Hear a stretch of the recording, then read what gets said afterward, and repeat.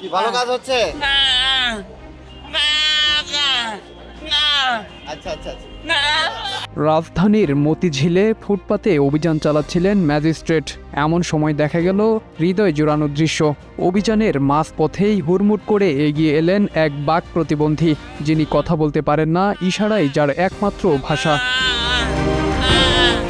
তার চিৎকারে সাময়িক বিরতি পড়ল অভিযানে।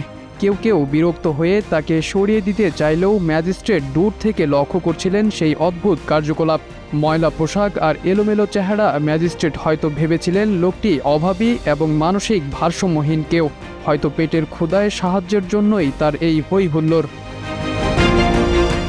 পরম মমতায় ম্যাজিস্ট্রেট পকেট থেকে কিছু টাকা বের করে সহযোগিতার হাত বাড়িয়ে দিলেন, কিন্তু না, পরক্ষণেই বদলে গেল পুরো দৃশ্যপট। লোকটি টাকা নিলেন না, বরং দৃঢ়ভাবে ফিরিয়ে দিলেন সেই হাত। সবাইকে অবাক করে দিয়ে এগিয়ে গেলেন ম্যাজিস্ট্রেটের দিকে, পরম শ্রদ্ধায় হাত মেলালেন রাষ্ট্রের সেই কর্মকর্তার সাথে এবং বুক টান করে দিলেন এক স্যালুট।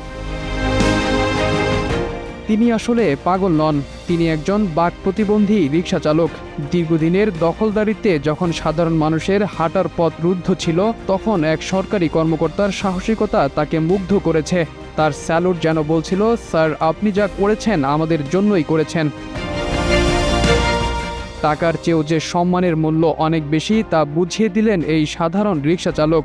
শব্দ নেই, ভাষা নেই, তবুও হৃদয়ের কৃতজ্ঞতা প্রকাশে কোনো কমতি ছিল না তার, যা আমাদের শিখিয়ে দেয় বিবেক আর দেশপ্রেম কোনো পদমর্যাদা বা শারীরিক সক্ষমতার বিবেচনায় আসে না।